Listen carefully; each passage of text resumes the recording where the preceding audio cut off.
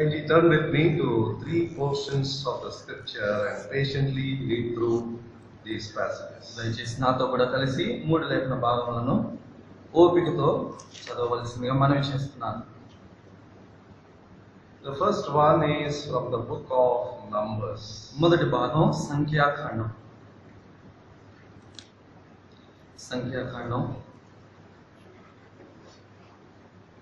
We're going to read from verse 26 to verse 37. Chapter 14, verse 26 to verse 37.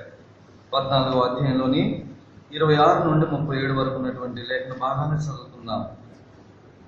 సంఖ్యాకాండము 14వ అధ్యాయము 26 నుండి 37 వరకు మార్చి చదువుకుందాం.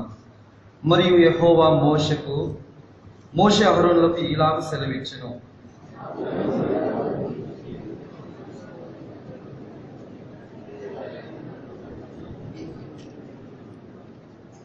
నీవు వారితో యెహోవా వాక్కు ఏదనగా, నా జీవము తోడు మీరు నా చెవిలో చెప్పినట్లు నేను నిశ్చయముగా మీ ఎడల చేసేదను. మీ శవములు అరణ్యములోనే రాదు. మీ లెక్క మొత్తం చొప్పున మీలో లెక్కింపబడిన వారందరూ అనగా 20 ఏళ్లు మొదలుకొని పై ప్రాయము కలిగి నాకు విరోధముగా సనిగిన వారందరూ రాలిపోదురు.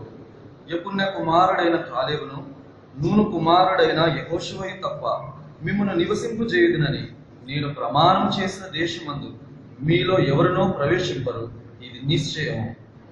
అయితే వారు కొల్లపోదురని మీరు చెప్పిన మీ పిల్లలను నేను ఆ దేశము లోపలికి రప్పించదు. మీరు ధృవీకరించిన దేశంలో వారు స్వతంత్రించుకునేదరు. అయితే మీ శవములు ఈ అరణ్యములో రాలును. మీ శవములు ఈ అరణ్యములో క్షేమకు వరకు మీ పిల్లలు ఈ అరణ్యములో 40 ఏళ్ళు తిరుగులాడచ్చు.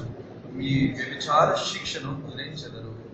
మీరు ఆ దేశమును సంచరించి చూచిన 40 దినముల లెక్క ప్రకారం దినమునకు 1 సంవత్సరము చొప్పున 40 సంవత్సరములు మీ దోష శిక్షను భరించి నేను మిమ్మల్ని రోసివేసినట్టు తెలుసుకొందురు. ఇది యెహోవా అను నేను చెప్పిన మాట. నాకు విరోధముగా కూడిన చెడ్డదవి సర్వ సమాజములకు నిశ్చయముగా నేను చేసేదను. ఈ అరణ్యములో వారు క్షీణించిపోదురు, ఇక్కడనే చనిపోదురు అని. 36. ఆ దేశమును సంచరించి చూచుటకై మోషే చేత పంపబడి తిరిగి వచ్చి ఆ దేశమును గూర్చి చెడ్డ సమాచారం చెప్పడం వలన సర్వ సమాజము అతని మీద సనుగనట్లు చేసిన మనుషులు అనగా ఆ దేశమును గూర్చి చెడ్డ సమాచారం చెప్పిన మనుషులు యెహోవా సన్నిధిని తెగులు చేత చనిపోయి.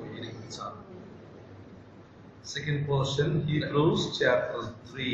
రెండవ భాగంగా రండి హెబ్రీ పత్రిక 3వ అధ్యాయము. హెబ్రీలకు రాసిన పత్రిక 3వ అధ్యాయము. Hebrews chapter 3. 3వ అధ్యాయం Hebrew. From verse 12 to chapter 4 verse 2.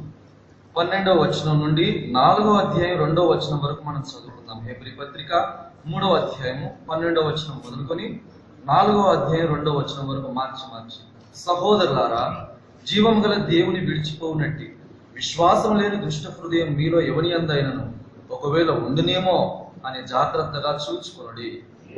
నేడు మీరు ఆయన శబ్దంను వినినేడుగా కోపము పుట్టించినప్పటి వలె మీ హృదయములను కఠినపరుచుకొనకూడని ఆయన చెప్పిన గనుక పాపం వల్ల కలుగు కృప చేత మీలో ఎవడినో కఠినపరచబడుకున్నట్లు నేడు అను సమయం ఉండగానే ప్రతి దినమును ఒకరికొకడు బుద్ధి చెప్పుకొనుడి. ఏలయనగా మొదటి నుండి మనకున్న దృఢ విశ్వాసము అంతము మట్టుకు గట్టిగా చేపట్టిన ఎడలనే క్రీస్తులో పాలువారమై వెళ్తాము. 16వ వచనం చదువుతున్నాను. విని కోపం పుట్టించిన వారెవరు? మోషే చేత నడిపింపబడి ఐగుప్తులో నుండి బయలుదేరి వచ్చిన వారందరే కదా. ఎవరి మీద 40 ఏళ్ళు ఆయన కోపగించను? పాపం చేసిన వారి మీదనే కదా. వారి శవములు అరణ్యములో రాలిపోయారు. తన విశ్రాంతిలో ప్రవేశింపరని ఎవరిని గూర్చి ప్రమాణం చేసెను? అవిధేయుల వారిని గూర్చే కదా.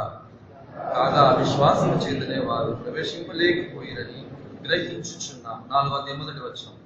ఆయన యొక్క విశ్రాంతిలో ప్రవేశించుదమని వాగ్దానం ఇంకా నిలిచి ఉండగా మీలో ఎవడైనాను ఒకవేళ ఆ వాగ్దానము పొందకుండా తప్పిపోవునేమో అని భయము కలిగి ఉందము. వారికి ప్రకటింపబడినట్లు మనకును సువార్త ప్రకటింపబడను. కానీ వారు వినిన వారితో విశ్వాసము గల వారే కలిసి ఉండలేదు కనుక విన్న వాక్యము వారికి నిష్ప్రయోజనమాయను. The third portion, 1 Corinthians chapter 10.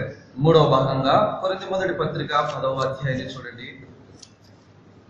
మొదటి కొరింథీ 10.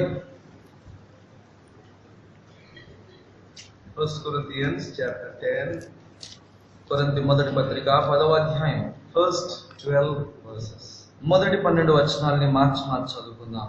సహోదరులారా, ఈ సంగతి మీకు తెలియకుండా నాకు ఇష్టం లేదు. అదేదనగా మన పితరులందరూ మేఘము క్రింద నుండిరి, వారందరూ సముద్రంలో నడిచిపోయిరి, అందరూ మోషేను బట్టి మేఘములోను సముద్రంలో బాప్తిస్మము పొందిరి. 3వ వచనం, అందరూ ఆత్మ సంబంధమైన ఒకే ఆహారమును భుజించిరి, అందరూ ఆత్మ సంబంధంలోనే పానీయమును పానము చేసిరి. ఏలయనగా తమను వెంబడించిన ఆత్మ సంబంధమైన బండలో నీరు త్రాగిరి, ఆ బండ క్రీస్తే. అయితే వారిలో ఎక్కువ మంది దేవునికి ఇష్టలుగా ఉండకపోయిరు గనక అరణ్యంలో సంహరింపబడిరి. వారు ఆశించిన ప్రకారం మనం చెడ్డవాటిని ఆశించుకుంటున్నట్టు ఈ సంగతులు మనకు దృష్టాంతములుగా ఉన్నవి. జనులు తినుటకును త్రాగుటకును కూర్చుండి ఆడుటకు లేచిరి అని వ్రాయబడినట్లు వారిలో కొందరి వలె మీరు విగ్రహారాధికులై ఉండబడి మరియు వారి వలె మనం వ్యభిచరింపకయ్యాం. వారిలో కొందరు వ్యభిచరించినందున ఒక దినముననే 23,000 మంది కూలిరి. మనము ప్రభువును శోధింపక యుద్ధము, వారిలో కొందరు శోధించి సర్పము వలన నశించిరి. మీరు సనగకుడి, వారిలో కొందరు సనిగి సంహారకుని చేత నశించిరి. ఈ సంగతులు దృష్టాంతములుగా వారికి సంభవించి యుగాంతమంతున మనకు బుద్ధి కలుగుటకై వ్రాయబడెను. తాను నిలుచుచున్నానని తలుచుకున్నవాడు పడుకుంటున్నట్టు జాగ్రత్తగా చూచుకొనవలెను. Shall we look to the Lord for His grace? తన కృప కొరకై ప్రార్థనలో ప్రభువు వైపు చూద్దామండి. Loving and gracious Father, ప్రేమ కలిగిన కృపగల మా తండ్రి, as we come back once again to Thy word to speak to us. మరలా మీ వాక్యం చెంతకు వస్తూ ఉండగా మాతో మాట్లాడండి. Sanctify us, fill us with Thy Spirit, grant us the utterance. మమ్మల్ని ప్రతిష్ఠించి మీ ఆత్మతో నింపి మీ యొక్క వాక్కు ఉచ్చారణ మాకు దయచేయండి. May Thy Son alone be magnified. కేవలం మీ కుమారుడు మాత్రమే మా మధ్యలో మహిమ పొందినట్లుగా చేయండి. For this we ask in the precious name of our Lord Jesus Christ. మా ప్రభువైన యేసు క్రీస్తు ప్రభు వారి ప్రశస్తమైన నామములో అడిగి వేడుకుంటూ ఉన్నాం తండ్రి. I do not know whether history has been a favorite subject with you in your school days, but at least in my case it was not. మరి మీ విషయంలో మీరు చదువుకుంటున్నప్పుడు చరిత్ర మీకు ఆసక్తిగా ఉండేదో కాదో నాకు తెలియదు, కానీ నా మట్టుకైతే నాకు చరిత్ర అంత ఆసక్తి గొలిపేదిగా ఉండేది కాదు. Several colleges now they almost close their humanities section because there are no takers for BA history or MA history. Everyone is interested in engineering and medicine. మరి అనేకులు ఇంజనీరింగ్, మెడిసిన్ చదవాలని ఆశ చూపేవారే ఉన్నారు, కానీ మరి ఎంఏ హిస్టరీ లేదా BA history చదివేవారు లేకపోవడం చేత ఈ హ్యుమానిటీ అనేటువంటి డిపార్ట్మెంట్ నే చాలా కాలేజీల్లో మూసేస్తూ ఉన్నారు. Several times we think that history is very dull, irrelevant reading. మరి చాలా సందర్భాల్లో చరిత్ర గురించి మనకు ఉండే ఒక అభిప్రాయం ఏంటంటే అది నిరాసక్తిగా ఉంటుంది అని. Why to read of someone who lived long ago, whom you do not know, and remember the date of his birth, the way he ruled and how he died? మరి ఎప్పుడో మనకు తెలియని వ్యక్తి ఎక్కడో పుట్టాడు, ఎందుకో పుట్టాడు, ఎప్పుడో పరిపాలించాడు, సంబంధం లేని వ్యక్తిని గురించి నేను ఇప్పుడు ఎందుకు చదివి ఆ సంగతులు గుర్తుంచుకోవాలి అనిపిస్తుంది. I can understand your agony because I had the same agony, but when you come to the God of the Bible, he seems to be a great historian. మరి ఈ యొక్క చింత మీకు ఉన్నట్లయితే మీ చింత నేను అర్థం చేసుకోగలను, కానీ బైబిల్లో ఉన్నటువంటి దేవుడు ఆయన గొప్ప చరిత్రకారుడుగా ఉంటూ ఉన్నాడు. 2/3 of the Bible is history. మరి 3/2 చరిత్రతోనే బైబిల్ నిండి ఉంది. Why did God write so much of history, particularly the history of Israel? దేవుడు ఎందుచేత అంత చరిత్రని ఇందులో నిక్షిప్తం చేశాడు, మరి విశేషంగా ఇశ్రాయేలు జాతి చరిత్రని ఎందుకు రచించాడు? Several times we neglect the Old Testament and go to the New Testament because we think that's where we find many things written about Lord Jesus Christ. మరి చాలా సందర్భాల్లో మనము పాత నిబంధన పక్కకు పెట్టి కొత్త నిబంధన మాత్రమే చదువుతూ ఆసక్తి చూపించామనుకుంటామంటే ఇక్కడే కదా యేసుక్రీస్తు ప్రభువుని గురించిన సంగతులు ఉన్నాయి కాబట్టి నాకు ఇవే చాలు అనుకుంటాం. Without the true foundation of the Old Testament, we cannot understand the doctrines in the New. అయితే పాత నిబంధనలో ఉన్నటువంటి క్రీస్తు తాలూకు పునాది సంబంధితమైన సత్యములను మనం అర్థం చేసుకోకుండా కొత్త నిబంధనలోని సిద్ధాంతాలని మనం గ్రహించలేము. Now, before I take you into the account of Numbers, I need to give you a little historical perspective or background. మరి సంఖ్యాకాండంలో మనం చదువుకున్న వాక్యాన్ని గురించి మాట్లాడడానికి ముందుగా దాని యొక్క నేపథ్యాన్ని మీకు అందిస్తాను. In the book of Genesis, we find man's ruin and God's election. ఆది కాండములో మానవుని యొక్క పతనము అలాగే దేవుని యొక్క ఎన్నిక అనే దాన్ని మనం చూస్తాము. Out of the ruined humanity, he chooses one man called Abraham, and through him he chooses his descendants. పాత నిబంధనలోని పతనమయమైనటువంటి ఆ యొక్క మానవాళ్ళలో నుండి అబ్రహాం అనే ఒక వ్యక్తిని దేవుడు ఎన్నుకున్నాడు.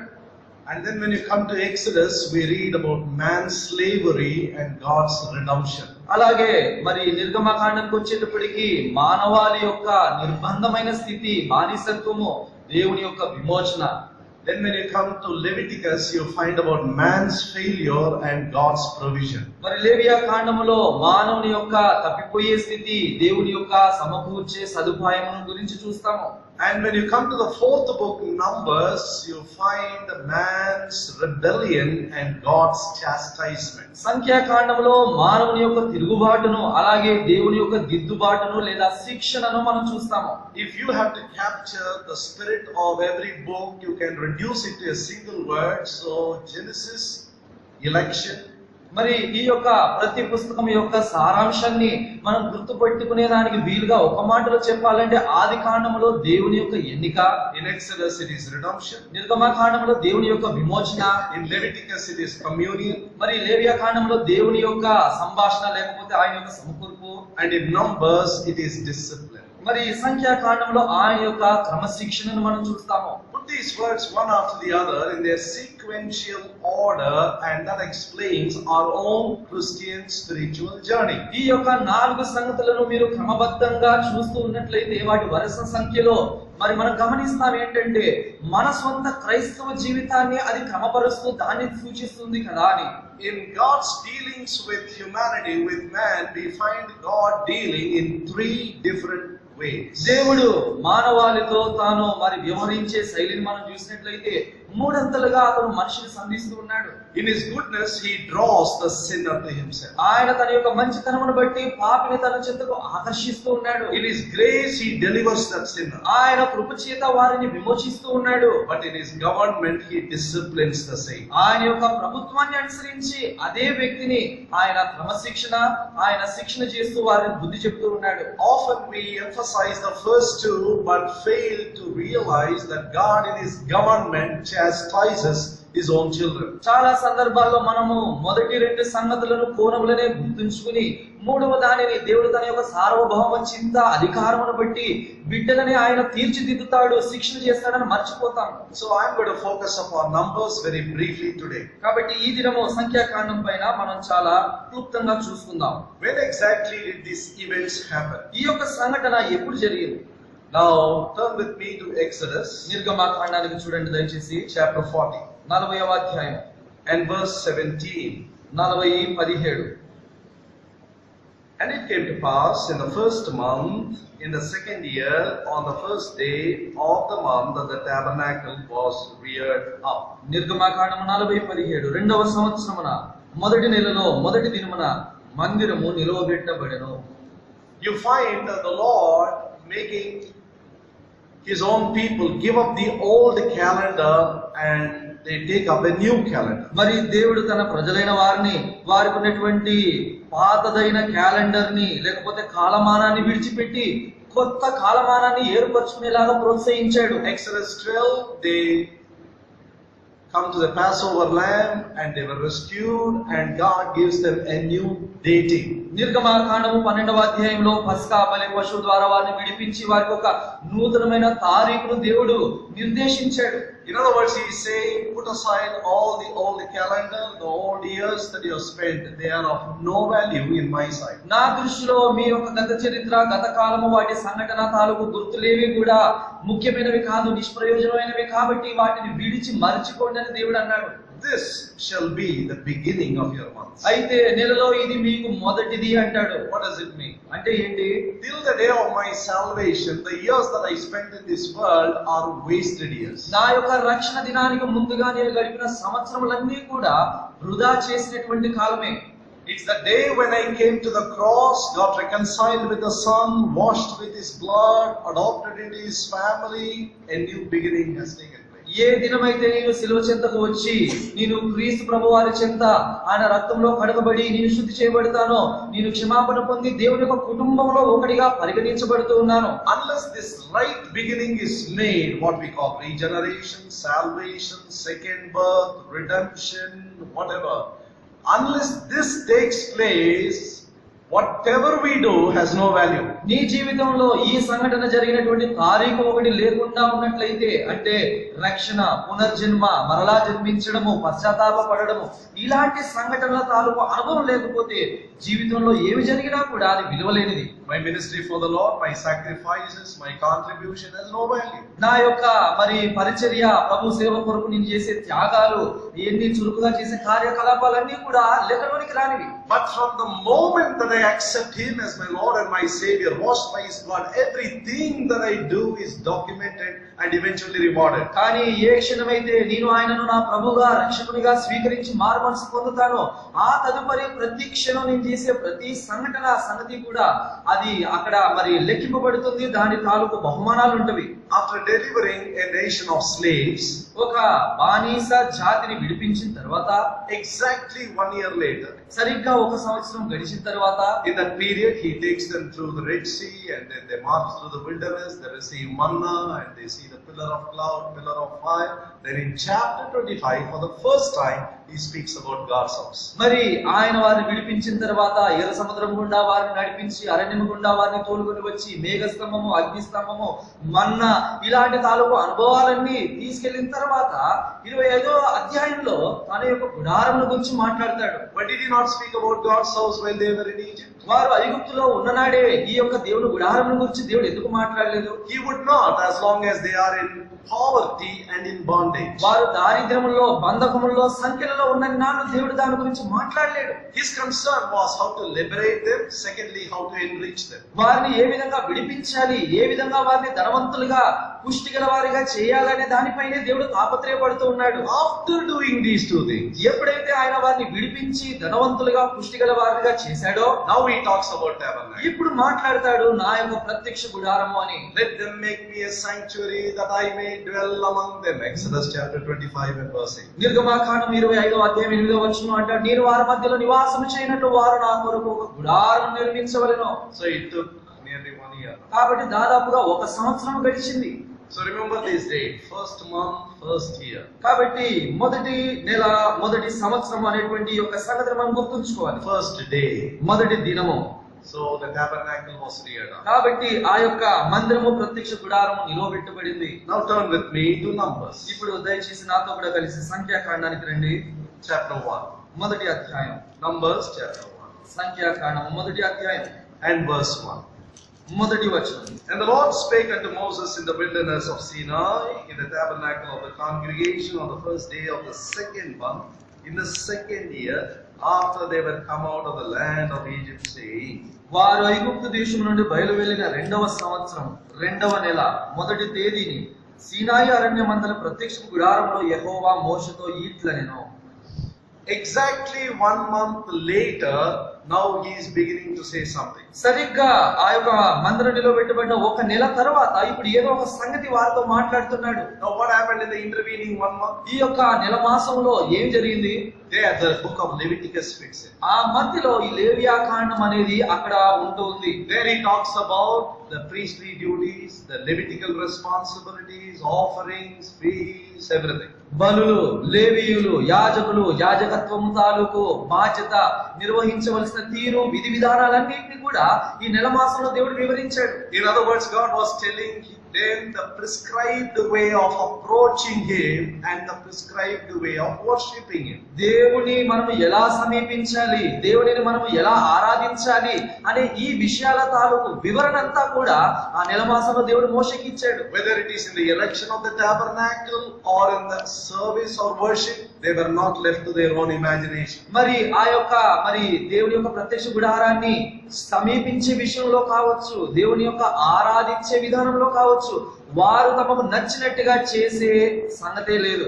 So after the erection of the tabernacle, కాబట్టి ప్రత్యక్ష గుడారము నిలవబెట్టబడిన తర్వాత then the Lord tells Moses, now take the first census, number the people. కాబట్టి ఇప్పుడు అంటున్నాడు, వీరిని నీవు లెక్కించు, మొదటి లెక్క అనే దాన్ని ఆరంభించు. In fact, the book of Numbers is called Numbers because there are two times when God made Moses to number his own people. సంఖ్యాకాండానికి ఆ యొక్క పేరు రావడానికి గల కారణం ఏంటంటే, దేవుడు తన ప్రజలైన వారిని, ఇశ్రాయేలు వారిని రెండు సందర్భముల్లో లెక్కించినట్లుగా సంఘటనలు మనం ఇందులో చూస్తాము. First instance at the beginning of this book, at the second instance at the closure of that book. ఈ యొక్క మరి పుస్తకం యొక్క ఆరంభంలో ఒక జనాభా లెక్క, ముగింపులో మరొక జనాభా లెక్కను మనం చూస్తూ ఉన్నాము. And these numberings is of two different generations. ఈ యొక్క రెండు జనాభా లెక్కలు కూడా రెండు వేరు తరముల వారి మధ్యలో జరిగినవి. Now in the first census, he said all those who are 20 years and above, those who are able to go forth to war, you number them in each tribe. మొదటి జనాభా లెక్కలో దేవుడు ఏమంటాడంటే, 20 సంవత్సరముల మొదలుకొని పైబడి మరి యుద్ధమునకు వెళ్ళగలిగిన సామర్థ్యం కలిగిన ప్రతి ఒక్క పురుషుని లెక్కించు అన్నాడు. And carefully he documents, he numbers, he totals the number of males who can go for warfare in each tribe. కాబట్టి ప్రతి గోత్రములోనూ 20 సంవత్సరములు పైబడి ఉండి యుద్ధానికి కత్తి దూయగల సామర్థ్యం కలిగిన ప్రతి ఒక్కరిని లెక్కించి వారి యొక్క మొత్తాన్ని చక్కగా ఒక చోట పొందుపరిచాడు. And finally the count comes, if you are writing down, 6,03,550 males. మరి ఈ యొక్క లెక్కను మీరు చూసినట్లయితే 6,03,550. So 6,03,550. కాబట్టి 6,03,550. I don't think you would have seriously read Numbers because many times I thought this is a very dull book. మరి మీరు ఈ యొక్క పుస్తక సంఖ్యాకాండాన్ని అనేక సార్లు చదివి ఉండరేమో అనుకుంటారు. కారణం ఏంటంటే ఈ పుస్తకం కొంచెం నిరాసక్తిగా అనిపిస్తుంది. So many names and you think why so many names did God write? మరి ఎన్నో పేర్లు ఉంటవి, ఇన్ని పేర్లు దేవుడు ఎందుకు ఇక్కడ పొందుపరిచాడు అనిపిస్తూ ఉండవచ్చు. That shows God is interested in individuals. అంటే ఇది ఏం తెలియజేస్తుంటే దేవుడు వ్యక్తిగతంగా ఒక్కొక్కరి మీద పట్టింపు కలిగి ఉన్నాడు. As a human being I can see you as a big crowd of people, a multitude of people, but God sees you as an individual. కాబట్టి ఒక మానవునిగా నా మటుకు నేను మిమ్మల్ని ఒక జన సమూహంగా గుంపుగా చూడవచ్చునేమో, కానీ దేవుడు మీలో ఒక్కొక్కరిని వ్యక్తిగతంగా చూస్తూ ఉన్నాడు. In a big group sometimes we think I have no value, I have no identity. That may be true before man but not before God. మరి ఒక పెద్ద గుంపులో ఉన్నప్పుడు ఆ గుంపులో ఉన్న నేను ఒంటిగానే కదా, నాకంత విలువ లేదు, లెక్క లేదు అనేటువంటి ఆ యొక్క అభిప్రాయం నువ్వు వస్తావేమో. మనుషుల కోణంలో అది నిజమే అయినా దేవుని దృష్టిలో నువ్వు ఒంటరి లెక్కలేని వాడివేమి కాదు. In God's sight each one of us is precious, important and necessary. దేవుని యొక్క దృష్టిలో మనలో ప్రతి ఒక్కరము కూడా ప్రశస్తమైన వారము, విలువైన వారము, కావలసిన వారము. And then in Numbers you find not only he numbers them and then he tells them how they must be located, keeping the tabernacle as the center of their whole community life. ఈ సంఖ్యాకాండములో ప్రతి ఒక్క గోత్రంలో వారిని లెక్కించడం మాత్రమే కాదు గాని వారి యొక్క గోత్రముల క్రమమును అనుసరించి ప్రత్యక్ష గుడారాన్ని కేంద్రంగా చేసుకొని ఎవరెవరు ఏ వరుసన ఎక్కడ వారు సమాజంగా నివాసము చేయాలో కూడా తెలియజేస్తూ ఉన్నాడు. They are strategically located for orderly mobility. మరి ఎంతో క్రమ పద్ధతిలో వారు ముందుకు సాగి వెళ్ళేదానికి వీలుగా ఎంతో ప్రణాళికాబద్ధంగా వారిని దేవుడు ఒక్కొక్క చోట నిర్ణయించాడు. In other words, even in their stay, they were not left to their own choice. God tells them who should stay where. వారి యొక్క నివసించే వారు ఉండేటువంటి స్థితిలో కూడా వారికి స్వేచ్ఛ లేదు, కానీ దేవుడే నిర్ణయిస్తాడు ఎవరు ఎక్కడ ఏ చోట ఉండాలి. God is a God of order and God of discipline. దేవుడు ఆయన క్రమమునకు క్రమశిక్షణకు కర్త అయినటువంటి దేవుడు. God is not the order of confusion but of order. Let everything be done in order and decently. 1 Corinthians chapter 14, 33 and 40. మొదటి కొరింథీ 14, 33, 40 లో ఉన్న ప్రకారంగా దేవుడు కలవరానికి కాదు గాని ఆయన సమాధానానికి క్రమానికి కర్త అయి ఉన్నాడు. కాబట్టి సమస్తమును క్రమబద్ధంగా జరిగించాలి. So wherever you see the hand of God, the work of God, there is orderliness, discipline. కాబట్టి దేవుని యొక్క హస్తాన్ని మనం ఎక్కడెక్కడ చూస్తామో అక్కడంతా కూడా క్రమము, క్రమశిక్షణ, పద్ధతి అనే దాన్ని గమనిస్తాము. And why did God ask Moses to number all these men? ఈ యొక్క పురుషులందరినీ కూడా లెక్కించమని మోషేని దేవుడు ఎందుకు అడిగాడు? He wanted them to know the male strength they had ready for warfare. యుద్ధం కొరకై సిద్ధంగా ఉన్న పురుష సంఖ్యను తెలుసుకొనున్నట్లుగా దేవుడు అలా ఆజ్ఞాపించాడు. Now till now they have been slaves back in Egypt. ఇప్పటి వరకైతే ఐగుప్తు దేశంలో వారు బానిసలుగా ఉన్నవారు. But suddenly they are declared as armies. అయితే ఇప్పుడు ఉన్నపాటుగా వారిని ఒక మరి ఆర్మీగా, ఒక సైన్యంగా పరిగణించబడుతూ ఉంది. For several years they were slaves, but suddenly they are made to realize that they are armies. అనేక సంవత్సరములుగా వారు బంధకముల్లో మేము బానిసలము అన్న పరిస్థితిలో ఉండి ఉన్నపాటుగా మీరు బానిసలు కాదు, ఒక సైన్య సమూహం అనేటువంటి ఎరుకలోనికి తీసుకురాబడుతూ ఉన్నారు. And the Lord Jehovah himself is the Lord of that host. అంతేకాదు ఈ సైన్యములకు అధిపతి యెహోవా దేవుడు తానే. The visible symbols of his presence was the pillar of cloud and the pillar of fire. ఆయన సముఖము తాలూకు సూచన వారి మధ్యలో ఆ యొక్క మేఘస్తంభం రూపంలో, అగ్నిస్తంభం రూపంలో ఉంటూ వచ్చింది. And if Leviticus is a book of geographical stagnant book, because there is no movement in that book, they were in one place, God taught them everything in one place. లేవియా కాండములో వారు ఎలాంటి ప్రయాణం చేయకుండా, కదలిక లేకుండా, స్థానభ్రంశం అనేది జరగకుండా ఒకే చోట ఉన్నారంటే భౌగోళికంగా మార్పు లేనటువంటి గ్రంథం అది. But when you come to Numbers, it's a book of movements. They were constantly moving from place to place. కానీ సంఖ్యాకాండానికి వచ్చేటప్పటికి ఇది అనేకమైన కదలికలు కలిగి ఉన్నది. కారణం ఏంటంటే ఈ పుస్తకం అంతట్లో వారు మరలా ఒక చోట నుండి మరో చోటకి ప్రయాణం చేస్తూ వచ్చారు. If Leviticus covers a period of just 1 month and less, when you come to Numbers, it covers a period of 40 years. మరి లేవియా కాండము కేవలము ఒక మాసంలో జరిగిన సంగతులను పేర్కొంటూ ఉండగా సంఖ్యాకాండంలో జరిగిన వృత్తాంతం అంతా కూడా 40 సంవత్సరముల సంఘటనల్లో అది రచిస్తుంది. Now God does not, like a secular historian, write everything that happened in those 40 years. మరి ఈ 40 సంవత్సరంలో జరిగిన చరిత్ర అంతటిని కూడా కూలంకషంగా రచిస్తూ వెళ్ళే ఒక చరిత్రకారుడిగా దేవుడు లేడు. But he picks up certain important events that affected the life of Israel. కానీ ఇశ్రాయేలు జాతి యొక్క ఉనికిని ప్రభావితం చేసినటువంటి ముఖ్యమైనటువంటి సంఘటనలు మాత్రమే ఆయన ఎత్తి చూపుతూ దాన్ని రచిస్తూ వచ్చాడు. So he began to ask them to move.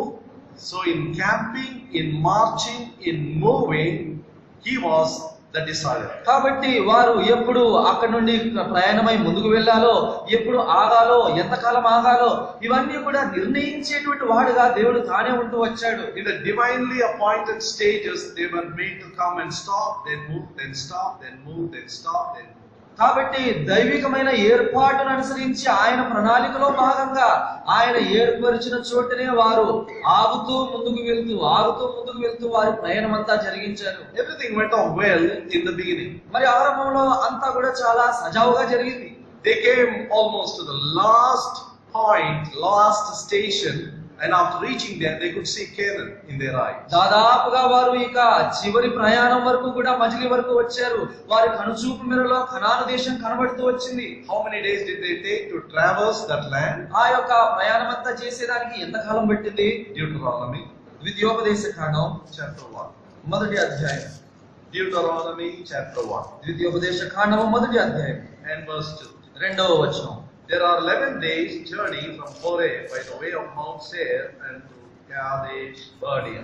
Horeb నుండి షెయీరు మన్నపు మార్గముగా కాదేషు బర్నేయాకు 11 దినముల ప్రయాణము.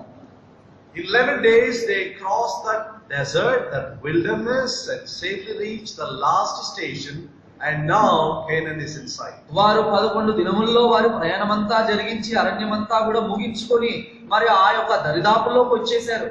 We said there were 6,03,550 males. మరి 6,03,550 మంది జనాభా పురుషులని మనం చూసుకున్నాము.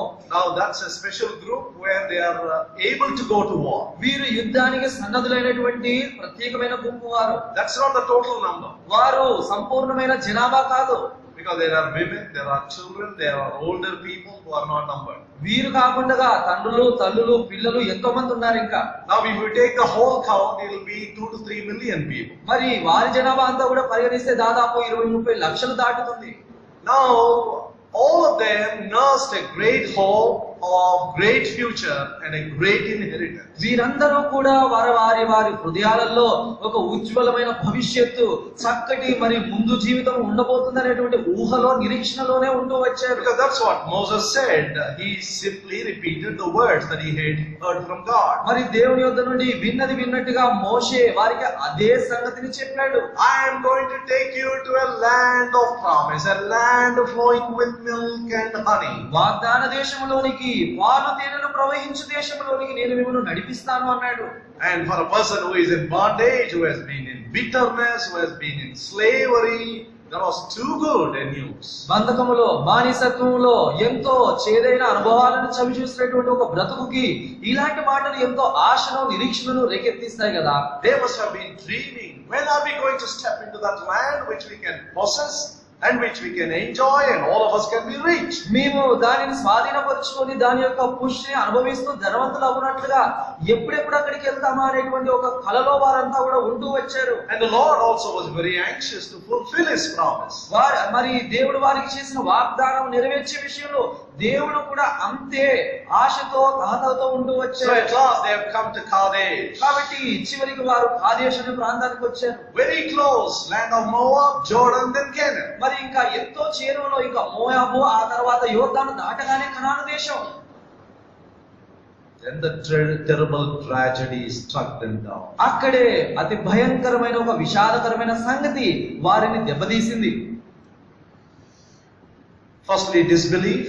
ముందుగా అపనమ్మకం, Then rebellion. తిరుగుబాటు. God could not tolerate. దేవుడు వాటిని సహించలేకపోయాడు. Judgment fell. దేవుని తీర్పు వారి మీదకి వచ్చింది. And God told them, దేవుడు వారితో అన్నాడు, about turn back. వెనక్కి తిరగండి, ఇక ముందుకెళ్లే ప్రసక్తే లేదు. From there he made them to wander the wilderness for 40 long years. అక్కడి నుండి వెనక్కి తిప్పి వారిని 40 సంవత్సరాలు తిప్పుతూ నడిపిస్తూనే వచ్చాడు. Why are we talking this history? ఇవంతా ఈ చరిత్రని మనం ఎందుకు మాట్లాడుతున్నాము? 1 Corinthians chapter 10, మొదటి కొరింథీ 10వ అధ్యాయం 6వ వచనం 12వ వచనంలో మనం verse 11, 6 and 11.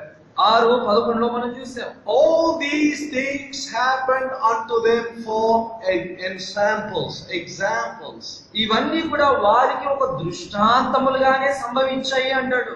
And they are written for our admonition. అయితే మన యొక్క హెచ్చరిక నిమిత్తమై మన కోసం ఇవి రాయబడ్డాయి అంటాడు. Upon whom the ends of the world have come. ఈ యుగాంతమందున మనకు బుద్ధి కలుగుటకే ఇవి రాయబడ్డాయి.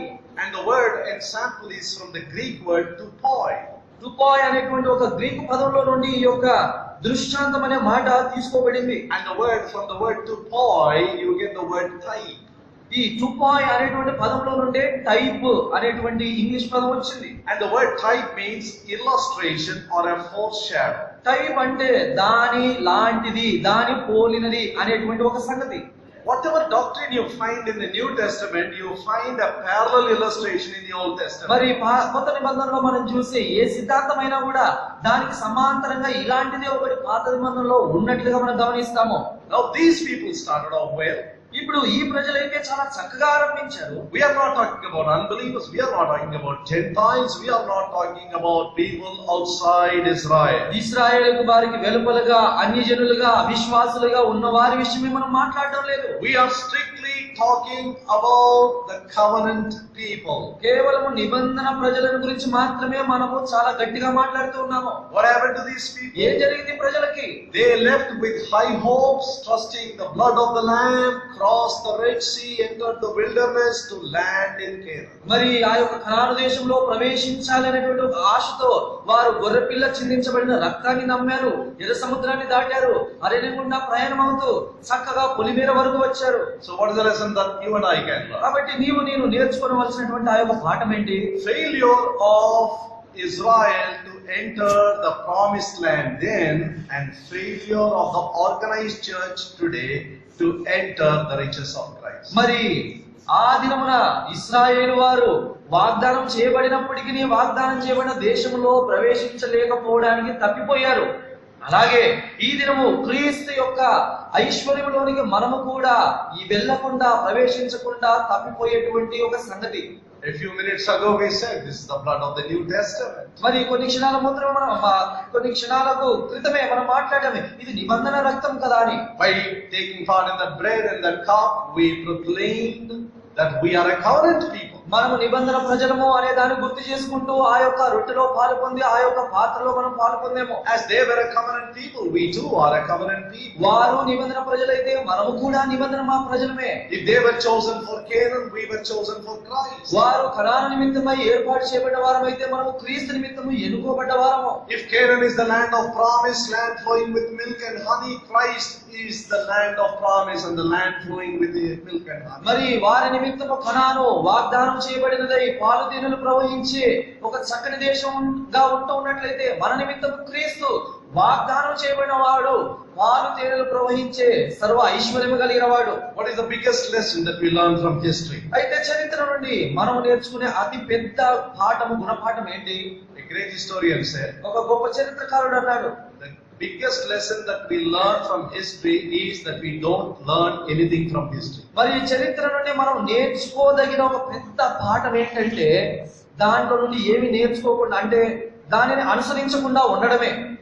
They committed failure, we read it, we forget it and then go through the same failure and we also suffer. మరి వారు ఏదో పొరపాటు చేసి అనుభవించారు, మనం దాన్ని చూసి చదివి కూడా మర్చిపోయి మనం అలాగే చేసి పడిపోతే God has written this history for us. మరి దేవుడైతే ఈ చరిత్రని మన నిమిత్తమే రాశాడు. God said, until all these males perish, I am not going to think about the next move of going into Canaan. దేవుడు ఎంతో స్పష్టంగా తెలియజేశాడు, జనాభా లెక్కలోకి వచ్చినటువంటి ఈ ప్రతి పురుషుడు మరి మట్టిలో కలిసేంత వరకు కూడా మీరు వాగ్దానం దేశంలోకి వెళ్ళవలసిన సంగతి గురించి నేను ఆలోచించను. Now children who were 19 and under, the parents would have kept on telling them, if the children would have asked, Daddy, how long can we walk in the desert? మరి 20 సంవత్సరాలకు కిందగా అంటే 19 సంవత్సరాల నుండి పసిబిడ్డలుగా ఉన్నవారు మాటికి తల్లిదండ్రుల దగ్గరికి వెళ్ళి అమ్మా నాన్న మనం ఎప్పుడు వెళ్ళబోతున్నామా కనాను దేశం అని అడిగితే, oh don't be worried, God told us that we are going to go to a land of మరి ఏమి భయపడకు నా బిడ్డ, దేవుడు ఖచ్చితంగా వాగ్దానం చేశాడు మనం వెళ్తాము. We are going to inherit a very rich land. మనం ఎంతో గొప్ప ఐశ్వర్యంతో కూడిన గొప్ప దేశంలో It's a ప్రవేశించబోతున్నాము. land flowing with milk and honey. పాలు తేనెలు ప్రవహించే దేశం అది. Daddy, how long? By how long? నాన్న ఇంకెంతకాలం నాన్న, ఇంకెంతసేపు? Did they got tired of asking their parents? వారు తల్లిదండ్రుల్ని అడిగడి విసిగిపోయి ఉంటారా? That's పోయి ఉంటారు. This is my imagination. నేను అనుకుంటున్నాను అలా. Then they would have gone to the leaders. ఇంకా అప్పుడు తల్లిదండ్రులు వదిలేసి నాయకుల దగ్గరికి వెళ్ళి ఉంటారు. They said, Daddy and Mommy, whenever they ask, they say we are going to the land of promise. But we are walking month after month, year after year. Nothing is happening. Nothing is sighted. మా అమ్మని మా నాన్నని ఎన్నిసార్లు అడిగినా కూడా వెళ్తాము అంటున్నారు కానీ చెప్పట్లేదు. మనమేమో ఇంకా ప్రయాణం చేస్తూనే ఉన్నాం. అసలు వాగ్దాన దేశం ఎప్పుడు వెళ్తామని నాయకులను అడిగారేమో. And they would have asked, అప్పుడు వాళ్ళు అడిగి ఉంటారు, did your daddy die? మీ నాన్న చనిపోయాడా? I am asking, when will we get into the land of promise? మరి ఆ పిల్లలు అంటారు, అయ్యా నేను ఒకటి అడిగితే నువ్వు ఒకటి చెప్తున్నావు, వాగ్దాన దేశం ఎప్పుడు వెళ్తామని నేను అడుగుతున్నాను. No, I am asking you the right question. Did your daddy die? అప్పుడు ఆ నాయకుడు అంటాడు, లేదు బిడ్డ నేను కూడా సరి అయితే అడుగుతున్నాను, మీ నాన్న చచ్చిపోయాడా? I said, what connection is there between my daddy's death and my entry into the inheritance? మా నాన్న చావుకి నేను వాగ్దాన దేశంలో ప్రవేశించేదానికి సంబంధం ఏంటండి? There exactly is a connection. అక్కడే సంబంధం ఉంది. Till the last daddy dies, there is no hope of entering into that camp. లెక్కించబడిన వారిలో చివరి డాడీ వరకు ఉన్న వారు అందరూ చనిపోతేనే కానీ మీరు కనాను దేశంలో ప్రవేశించే ప్రసక్తి లేదు. What a despair, what a disappointment, what a dejection. ఎంతటి నిరాశ, నిస్పృహ, వేదన పుట్టించేటువంటి సత్యం ఇది. How did you disbelieve God's promise and now we are suffering with you? దేవుని యొక్క వాగ్దానాన్ని మీరెందుకు నమ్మలేదు? మా మీదకి ఎందుకు ఇంత వేదన తెచ్చారు? Whole community suffers. ఆ విధంగా ఆ యొక్క పాలెం అంతా కూడా శ్రమ అనుభవించింది. Now Paul and the writer of Hebrews interprets these incidents and brings into light certain principles to the New Testamental community. పౌలు తాను రాసిన పత్రికలో అలాగే హెబ్రీ పత్రికను రచించినటువంటి రచయిత కూడా ఈ యొక్క సందర్భంలో నుండి కొత్త నిబంధనలో ఉన్నటువంటి సంఘానికి ప్రయోజనకరంగా ఉండే కొన్ని సత్యాలని ఎత్తి చూపుతూ వచ్చారు. There are two warnings that they give us. వారు రెండు హెచ్చరికలు మనకి ఇచ్చారు. Shall we read those two warnings? ఆ రెండింటిని చదువుకుందాం రండి. The first warning. మొదటి హెచ్చరిక 1 Corinthians కొరింథీ మొదటి పత్రిక chapter 10, 10వ అధ్యాయం verse 12. 12వ వచనం. The first warning. మొదటి హెచ్చరిక. Wherefore, let him that thinketh he standeth take heed lest he fall.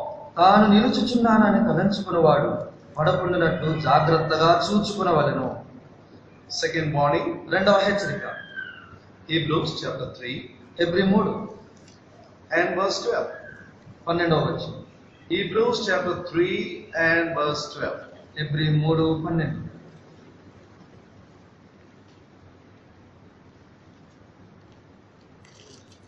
Take heed, brethren, lest there be in any of you an evil heart of unbelief in departing from the living God. సహోదరులారా, జీవమంగళ దేవుని విడిచిపోనట్టి విశ్వాసము లేని దుష్ట హృదయం మీలో ఎవని యందైనను ఒకవేళ ఉండునేమో అని జాగ్రత్తగా చూచుకొనుడి. He repeats the same truth in verse 19. So we see that they could not enter in because of unbelief. మరి అవిశ్వాసం చేతనే వారు ప్రవేశించలేకపోయారని నొక్కి చెబుతూ మరలా 19వ వచనంలో దాన్నే అంటూ ఉన్నాడు. Again in chapter 4 verse 2 he says the word preached did not profit them, not being mixed with faith in them that heard it. 4వ అధ్యాయం 2వ వచనంలో మరలా అదే అంటాడు. విన్నదాన్ని వారు విశ్వసించలేకపోయారు కాబట్టి ఆ వాక్యం వారికి నిష్ప్రయోజనమైనదైంది.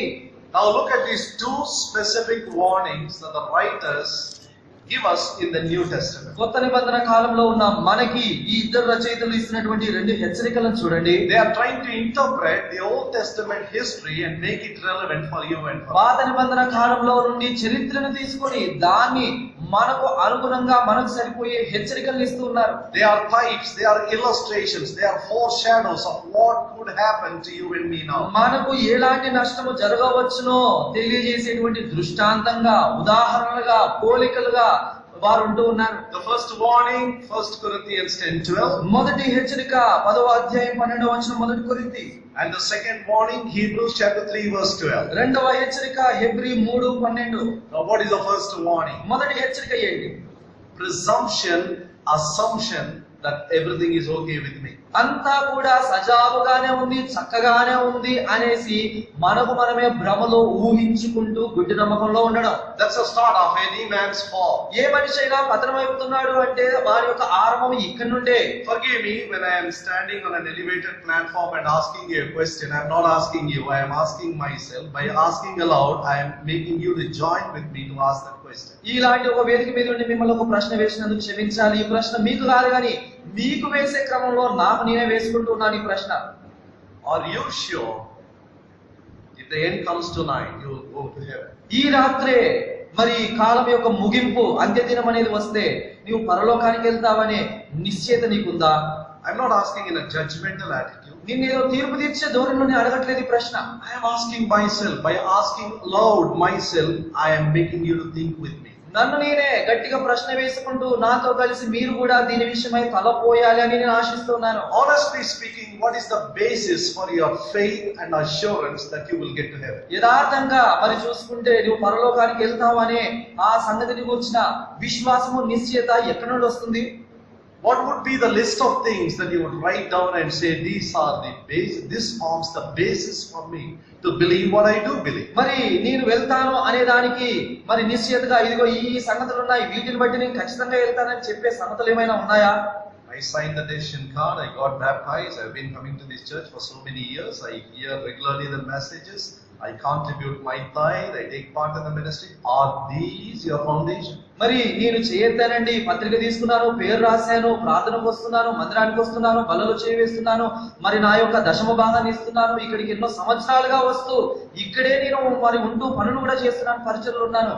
ఈ సంగతులను బట్టి నేను ఖచ్చితంగా పరలోకానికి వెళ్తానని వీటిని నేను ఆధారంగా తీసుకుంటున్నావా? In addition to all this, nothing very adverse is happening in my life. I have good bank balance, I have a good job, my family, children all well settled, and I am living a very decent life. Do you think this will happen if God does not bless me? లేదా మరి మీకు మీరే నా జీవితంలో ఎక్కడా కూడా అవరోధాలు లేకుండా చక్కగా అనుకున్నట్టుగానే అన్ని స్థిరంగా ఉన్నాయి, చక్కని డబ్బు సహాయం ఉంది, నాకు చక్కని ఆస్తిపాస్తులు ఉన్నాయి, దేవుడు ఆశీర్వదిస్తేనే కదా ఇవి ఉన్నాయి అంటే నేను దేవుని యొక్క సానుకూల దృష్టిలోనే ఉన్నాను అని నీకు నీవే అనుకుంటున్నావా? Here is a wake up call. అయితే ఇక్కడ మనల్ని మేలు కొలిపే ఒక పిలుపు ఉన్నది. Paul is, after narrating the whole history in a nutshell in 1 Corinthians 10, he asked the disturbing question, wherefore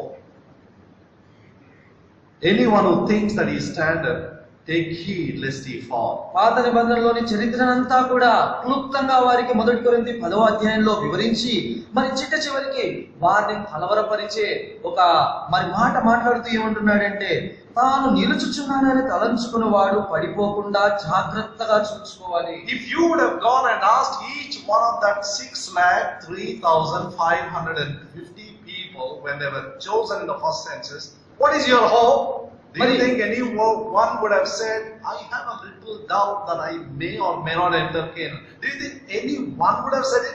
సంఖ్యాకాండము మరి మనము మొదటి జనాభా లెక్కలో చదివినప్పుడు ఆ 6,03,555 మందిలో ప్రతి ఒక్కరి దగ్గరికి మనం వెళ్ళి ఏంటంటే మీ నిశ్చయిత ఏంటి, మీ విశ్వాసం ఏంటి అని అడిగినప్పుడు అందులో కనీసం ఒక్కరైనా ఏమనంటే నాకు అనుమానంగా ఉంది, ఆ యొక్క కానానికి వెళ్తానో లేదో నాకు ఎక్కడో ఒక చివర అనుమానంగా ఉందని ఒక్కరైనా అనుంటారా? In our modern language, they would have said, I am doubly sure, 200% sure. మరి నేను 200% నిర్ధారణగా ఉన్నాను, ఖచ్చితంగా మేము వెళ్తామని ప్రతి ఒక్కరు చెప్పేవారు. But how many ultimately entered? Only 2 people. కానీ ఎట్టకీలకి వెళ్ళిన వారు ఎంతమంది? కేవలం 2 కదా.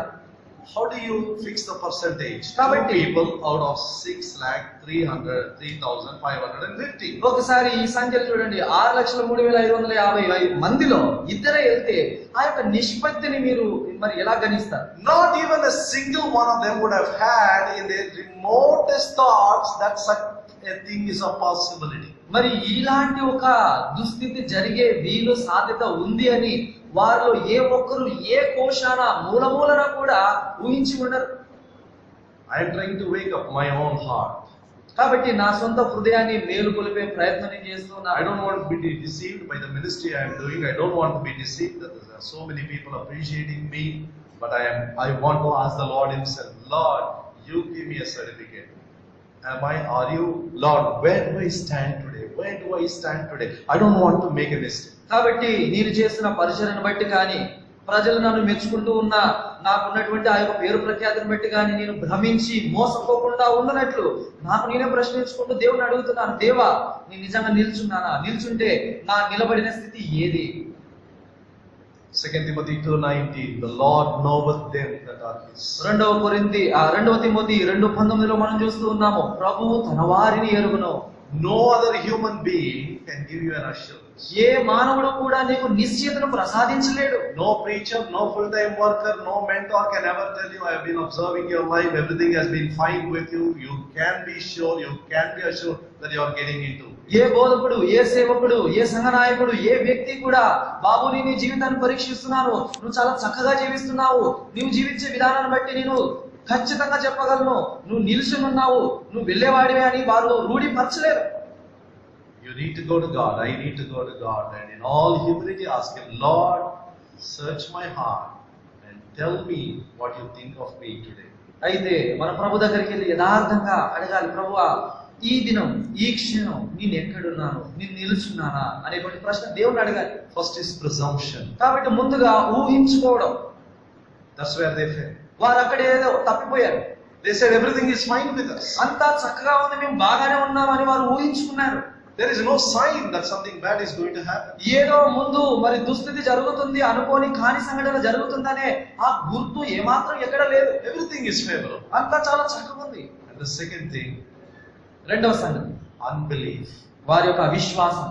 When God promised something, they were unwilling to believe it. దేవుడు వారికి ఒక వాగ్దానం చేసినప్పుడు దానిని నమ్మే విషయంలో వారు తప్పిపోయారు. Unbelief and presumption that finally drowned them into the sandy graves. భ్రమలో ఉండడము, అవిశ్వాసం కనుపరచడము, ఇవి రెండూ కూడా వారిని నిలకడలేనటువంటి ఒక ఊబిలోనికి కూరుకుపోయేటట్లుగా వారి పతనానికి కారణమైపోయింది. But it was not God's purpose. అయితే దేవుని ఉద్దేశం వారి పట్ల ఇది కాదు. It was not God's desire. అది దేవుని కోరిక కానే కాదు. With a heavy heart, God made the judgment to fall on them. దేవుడు ఎంతో భారభరితమైన హృదయంతో వారి మీద తీర్పును కుమ్మరించవలసి వచ్చింది. His heart's desire was that not a single one of them should fail to enter the land of promise. వారిలో ఏ ఒక్కరు కూడా తప్పిపోకుండా అందరూ వాగ్దాన దేశంలోనికి ప్రవేశించాలి అనేది దేవుడు వారి పట్ల కలిగి ఉన్న ఆశ. That is exactly the desire with you and with me, that God wants us to enter into the riches of Christ. నీవు నేను కూడా క్రీస్తు యొక్క సర్వ సమృద్ధిలోనికి ప్రవేశించి వాటిని అనుభవించాలి అనేది నీ పట్ల నా పట్ల దేవుడికి ఉన్నటువంటి ఆశ. If something is stopping me personally from entering into that fullness, we need to ask him, Lord, where am I going wrong? అయితే ఆ సర్వ సంపూర్ణతలో మనం ప్రవేశించకుండా ఎక్కడైనా ఏదైనా ఆపుతూ ఉన్నట్లయితే మనం ప్రభుని యథార్థంగా అడగాలి, ప్రభువా ఎక్కడ పొరపాటు జరుగుతుంది? What sin is that prevents me from entering into that fullness? నీ యొక్క సర్వ సంపూర్ణతలో నేను ప్రవేశించకుండా నా జీవితంలో నన్ను ఆపే ఆ పాపము, ఆ పొరపాటు ఏది? I did not leave Egypt to be buried in the wilderness. నేను అరణ్యంలో మట్టిలో పాతి పెట్టబడేదానికే కాదు కదా ఐగుప్తును వదిలింది. I left Egypt to reach Canaan. అయితే కనానులో ప్రవేశించాలనే ఉద్దేశంతో నేను ఐగుప్తును విడిచాను. You paid the price to redeem me. నన్ను విమోచించడానికి నీవే కదా క్రయధనాన్ని చెల్లించింది. And you are giving me your presence to lead me. నన్ను నడిపించడానికి నీ సన్నిధిని నాకు ప్రసాదించావు. Yet Lord, such a big majority failed. అయినప్పటికీ అత్యధికులు తప్పిపోయారు. Lord, warn me, help me. ప్రభువా నన్ను హెచ్చరించు, నాకు సహాయపడు. Shall we pray? ప్రార్థించుకుందాం. Shall we pray? ప్రార్థించుకుందాము. Shall we ask the Lord? ప్రభుని అడుగుదామా? As we are coming in this end time. మనము యుగాంతములో ఉన్నవారము. If Paul could write 2000 years ago upon whom the ends of the world is come, how much more we need to emphasize those words now after 2000 years. పౌలు ఈ పత్రికను రాసే సమయంలో 2000 సంవత్సరాల క్రితమే యుగాంతములో ఉన్నాము, అంత్య దినంలో ఉన్నామని అన్నాడంటే 2000 సంవత్సరాలు దాటిన తర్వాత జీవిస్తున్న నీవు నేను ఇంకా ఎంత యుగాంతంలో, ఇంకా మరి ఎక్కువగా అంత్యకాలంలో ఉన్నాం కదా. The Lord knoweth them that are his. ప్రభువు వారిని ఎరుగును. Let everyone that nameth the name of Christ depart from him. ప్రభు నామమున ప్రార్థన చేయువాడా ప్రతి ఒక్కడు పాపమును లేదా దుష్టత్వమును విడిచిపెట్టవలెను. The sin that I secretly nurture. నేను రహస్యంగా నా అంతరంగములో పెంచి పోషిస్తున్నటువంటి పాపము. Let it be lust, let it be lying, let it be murmuring, let it be complaining. అది మరి శరీర ఇచ్చ కావచ్చు, సనుగుడు కావచ్చు, గొనుగుడు కావచ్చు, అబద్ధం కావచ్చు. It's going to take a toll on me. అది నా మీద బహుభయంకరంగా ప్రభావాన్ని చూపబోతుంది. Loving and gracious Father, ప్రేమ కలిగిన కృపగల తండ్రి, save me from the deception that everything is well because everything is favorable today. నా చుట్టూ ఉన్న పరిస్థితులు బాగా ఉన్నాయి కాబట్టి నేను మేలైన స్థితిలోనే ఉన్నాను అనుకునే భ్రమలో నుండి నన్ను తప్పించు. Save me from every kind of unbelief. అవిశ్వాసపు ఛాయలు కనబడే ప్రతి సంగతి నుండి నన్ను తప్పించండి. Oh Lord, unless you have mercy upon me, Lord, how will I get into your riches? నీవు నన్ను కనికరిస్తే తప్ప నీ యొక్క సర్వ సంపూర్ణతలోనికి నేను ఎలా ప్రవేశించగలను దేవా? You are not a respecter of persons. నీవు ఏ మానవుని లక్ష్యము చేయువాడవు కాదు. The same favor, the same love that you showed to Caleb and Joshua, you are willing to show to all of us. కాలేబు యెహోషువలకు చూపించిన కనికరము, వాత్సల్యము ప్రతి ఒక్కరి పట్ల చూపేదానికి ఇష్టము కలిగిన దేవుడవు నీవు. Give us a wise heart that we may come to your feet and honestly ask you as to where we stand today. నీ పాదముల చెంతకు వచ్చి యథార్థముగా నేడు మేము నిలబడి ఉన్న స్థానము మాది ఎక్కడ ఉంది అని అడిగేటువంటి చక్కని హృదయము, మనస్సు మాకు అనుగ్రహించు. One more year, Lord, you have spared us, you have made us to enter into a new year. మరొక సంవత్సరము మీరు మమ్మల్ని మీ యొక్క కృపను బట్టి విడిచిపెట్టి కొత్త సంవత్సరాన్ని ప్రసాదించారు. Lord, we don't want to be losers. మేము ఓడిపోయి వదులుకునే వారిగా ఉండడం మాకు ఇష్టం లేదు. By the grace of God, we want to be winners, we want to be overcomers, we want to be possessors. మేము ప్రభు యొక్క కృపను బట్టి గెలిచే వారిగా, విజయవంతులుగా సంపాదించుకునే వారి గుంపులో ఉండాలని ఆశిస్తున్నాము. We see thee, O Lord, as the God of judgment. నీవు తీర్పు తీర్చే మహాదేవుడు అన్న సంగతిని మేము ఎరిగి మిమ్మల్ని చూస్తూ ఉన్నాము. While we see thee as a God of love, we see thee also as a God of consuming fire. నీవు ప్రేమ కలిగిన దేవుడు అన్న ఎరుకలో ఉంటూనే నీవు ఒక దహించు అగ్ని వంటి దేవుడు అన్న సంగతి కూడా మేము గ్రహిస్తూ ఉన్నవారు. Help me and help us never to lose sight of these two dimensions to your personality. మీలో ఉన్నటువంటి ఈ రెండంతల వైఖరులను మేము ఏ మాత్రము కూడా మైమర్చిపోకుండా దాని యొక్క గ్రహింపులో జీవించే వ్యక్తులుగా మమ్మల్ని చేయండి. We pray this with thanksgiving in the name of Lord Jesus Christ. కృతజ్ఞతాస్తుతులు చెల్లిస్తూ యేసుక్రీస్తు ప్రభువారి నామములో ఈ ప్రార్థన అడిగి వేడుకుంటున్నాం తండ్రి.